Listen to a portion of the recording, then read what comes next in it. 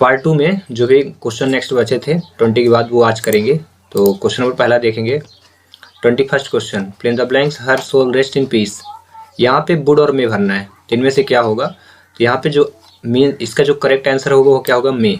मे क्यों होगा उसका रीजन बता देता हूँ। मे का मतलब होता है सकना, तो यहाँ संभावना व्यक्त कर रहे हैं, यहाँ इच्छाएं व्यक्त कर रहे हैं। मे हर सोल रेस्ट इन पीस, भगवान करे उनकी आत्मा को शांति मिले, ठीक है। और वुड यहाँ नहीं होगा क्योंकि वुड का मतलब क्या होता है, गागी गे। वुड का यूज तब करते हैं जब क्वेश्चन मार्क लगा हो, तो यहाँ क्वेश्चन मार्क है नहीं इसलिए हम नहीं करेंगे, ठीक है। तो ये हो गया रॉन्ग, करेक्ट आंसर हर हो गया, मे हो गया। अगला क्वेश्चन है, they apologised fill in the blanks the old lady. तो यहाँ पे क्षमा मांगा जा रहा है, ठीक है। तो टू या फॉर में से, तो टू का यूज कहाँ पे करते हैं, स्थान बताने के लिए, ठीक है। और फॉर का यूज किसी पर्सन के लिए करते हैं, तो यहाँ पे क्या हो जाएगा, फॉर का यूज होगा, ठीक है। टू का यूज नहीं होगा यहाँ पे, क्योंकि टू का यूज कहाँ करते हैं, स्थान बताने के लिए। स्थान यहाँ है नहीं, किसी पर्सन से किसी पर्सन के द्वारा, हाँ, कॉम्बिनेशन के लिए। अगला question number 23, I don't find, I did not find, ठीक है। अब यहाँ पे सेंटेंस पहले देख लेंगे, निगेटिव दिया है, इसके बाद ऑप्शन में एनी वन नो वन दिया है। तो जब क्वेश्चन निगेटिव हो तो नो वन का यूज कभी ना करें, क्योंकि नो वन मतलब निगेटिव हो जाता है। तो सेंटेंस में कभी भी डबल डबल निगेटिव सेंस नहीं मिलने चाहिए, इसलिए इसका आंसर क्या हो जाएगा, anyone. I did not find anyone there, मैंने किसी को भी वहाँ नहीं पाया, ठीक है। क्वेश्चन नंबर 24 में, शी डजंट हैव, सेंटेंस में फिर से निगेटिव दिया है। तो आगे चलते हैं। जब निगेटिव सेंटेंस दे तो हाउ, यहाँ पे मैनी, मच और एनी दिया है, एनी की यूज करते हैं निगेटिव में, और मच और मैनी कभी नहीं यूज किया जाता। सेंटेंस निगेटिव था, यहाँ डजंट लिखा ना, डजंट हैव, तो एनी तुरंत फिल करना है, मैनी मच का यूज नहीं, क्योंकि मैनी की यूज वहाँ जहाँ प्लूरल हो, जैसे बॉयज हो, स्टूडेंट्स हो। और मच की यूज कहाँ, अनकाउंटेबल नाउन की पहले, शुगर, वाटर, ऑयल, राइस, ठीक है। तो यहाँ क्या था, सेंटेंस निगेटिव था, इसलिए हम एनी लगाएंगे। 25 क्वेश्चन पे, you fill in the blanks to go to Mumbai tomorrow to attend the meeting. तो अब देखिए, शुड ये मॉडल वर्ब है, और इसके बाद इसको तब भरा जाता है जब इसके बाद कोई ना कोई वर्ब आए, वर्ब की फर्स्ट फॉर्म आए तो भरेंगे, अदरवाइज इसको नहीं फिल करेंगे। तो यहाँ पे देखिए, अगर शुड भरेंगे तो उसके बाद क्या आ रहा, प्रीपोजिशन आ रहा, इसलिए शुड नहीं भरना है, शुड गलत हो जाएगा। तो आंसर क्या होगा, will have. You will have to go to Mumbai tomorrow to attend the meeting. Next question 26, I am not anxious fill in the blanks my exam, ठीक है। तो यहाँ पे इन का अर्थ क्या होता है, स्थान बताने के लिए, बड़े स्थान बताने के लिए। फॉर किसी पर्सन को बताने के लिए। और अबाउट क्या होता है, के बारे में, ठीक है। इसका अर्थ होता है के बारे में, ठीक है। आई am not एनेक्सियस about my exam, मतलब आप अपने एग्जाम के बारे में चिंतित नहीं है, बिल्कुल परेशान नहीं, ठीक ना। तो इसका जो करेक्ट आंसर होगा वो क्या होगा, अबाउट होगा। नेक्स्ट 27 में, we keep our food in the fridge, हम अपने जो भोजन है उनको फ्रिज में रखते हैं, जिससे कि it does not go bad, जिससे कि वो खराब ना हो। तो यहाँ पे देखें, आफ्टर यानी बाद में अर्थ होता है, सिंस का अर्थ होता है क्योंकि, आल्दो मतलब यद्यपि। तो यहाँ सो दैट आएगा, करेक्ट आंसर क्या होगा, सो दैट, जिससे कि, ठीक है ना, मीन्स के अकॉर्डिंग यहाँ फिल करेंगे। We keep our food in the fridge so that it does not go bad, जिससे वो खराब ना हो।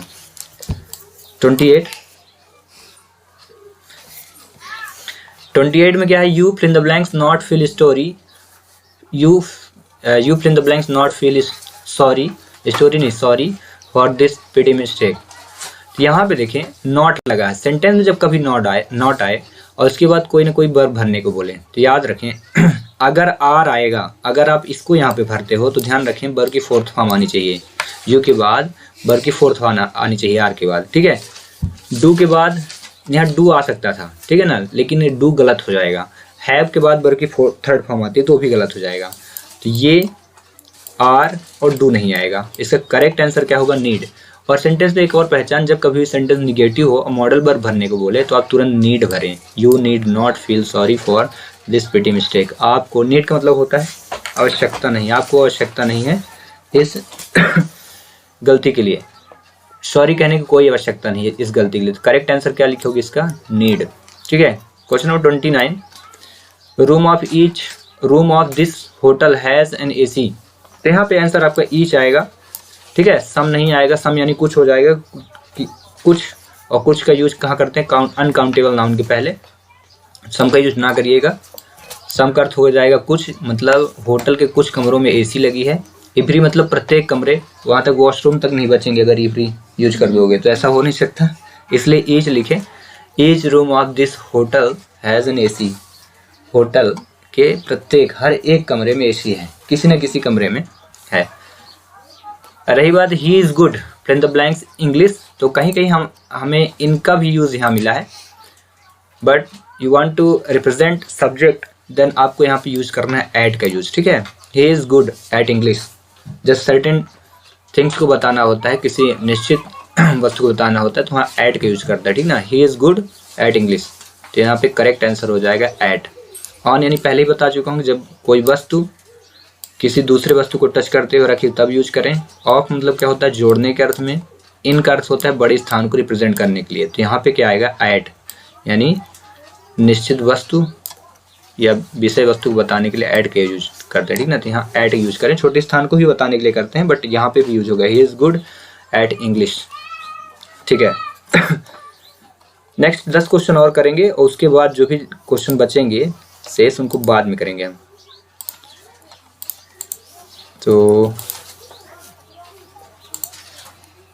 क्वेश्चन नंबर 31 अब कर लेते हैं। 31 में क्या लिखा है, fill in the blanks I do that sum for you. तो यहाँ पे देखिए क्वेश्चन मार्क लगा, जब क्वेश्चन मार्क लगा होता है तो मे कैन का यूज कभी नहीं करें, ठीक है। रही शैल या विल की, तो याद रखें आई और वी के साथ, किसके साथ, आई और बी के साथ हमेशा, आई वी के साथ हमेशा शैल का यूज किया जाता है, किसका, शैल, SHALL। तो इसका करेक्ट आंसर क्या हो जाएगा, shall. Shall I do that sum for you. 32 पे देखें, नो सूनर, कभी भी नो सूनर का यूज किया गया हो सेंटेंस में, तो याद रखें नो सूनर के साथ हमेशा देन यूज किया जाता है। नो सूनर के बाद के साथ हमेशा देन, तो खाली स्थान में कहीं भी अगर ऑप्शन दिया हो तो देन लगाएं, ठीक है ना। No sooner did the boy see the cobra than he run away, ये नो सूनर के बाद हमेशा सेंटेंस में देन लिया ही जाता है, ठीक है।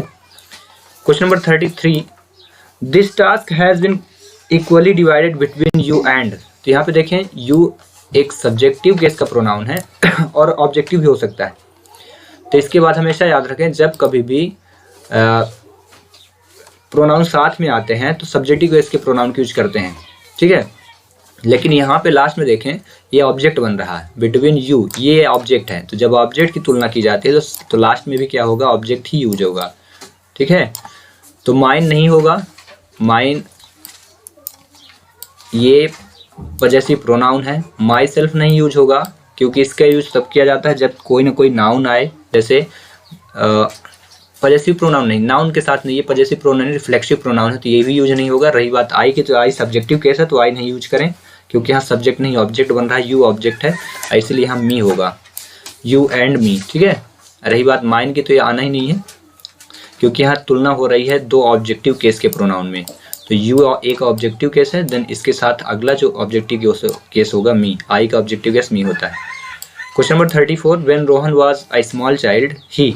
देखिए सेंटेंस में व्हेन का यूज किया गया है, उसके साथ साथ सेंटेंस में वाज भी यूज हुआ है, पास्ट टेंस को रिप्रेजेंट करता है, ठीक है।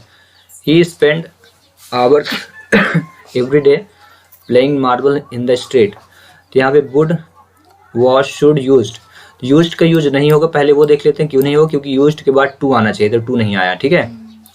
वॉज का यूज नहीं होगा क्योंकि ही के बाद यहाँ पे एक वर्ब यूज हुआ स्पेंड, तो ही वॉज, एक बार सेंटेंस में वॉज पहले आया तो वॉज भी नहीं होगा। रही शुड की, तो शुड के बाद वर्ब की, ये ही शुड अगर करेंगे तो चाहिए हो जाएगा मीन्स, इसलिए ये भी गलत हो जाएगा, तो यहाँ पे जो करेक्ट आंसर होगा would. When Rohan was a small child he would spend hours every day playing marbles in the street, ठीक ना। करेक्ट आंसर आपका वुड होगा।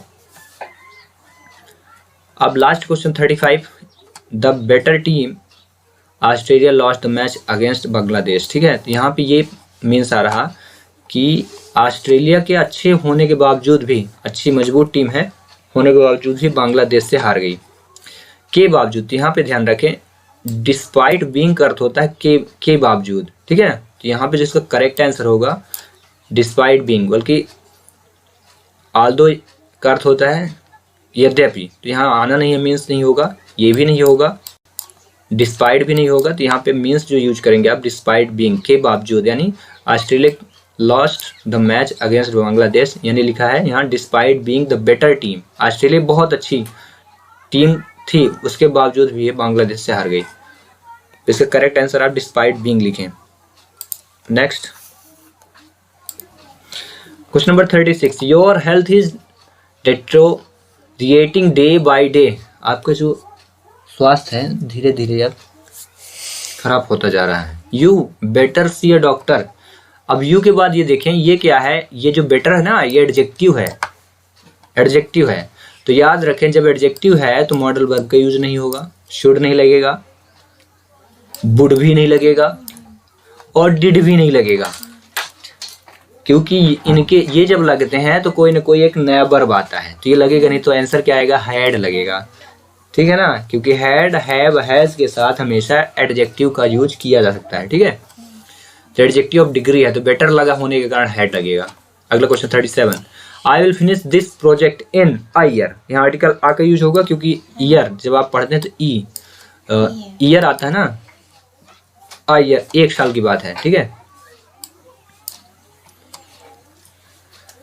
38, the plane took at 8:30 AM, तो टेक ऑफ कहते हैं ना, टेक ऑफ, टेक का सेकंड फॉर्म टुक होता है, तो यहाँ पे याद रखें प्लेन जो है टेक ऑफ कर चुकी है, तो उसकी जगह पास्ट टेंस में होने के कारण टुक ऑफ हुआ, तो यहाँ ऑफ होगा, ऑफ का अर्थ होता है छोड़कर, मतलब प्लेन जो है तो अब स्थान को छोड़ दी है, ठीक है।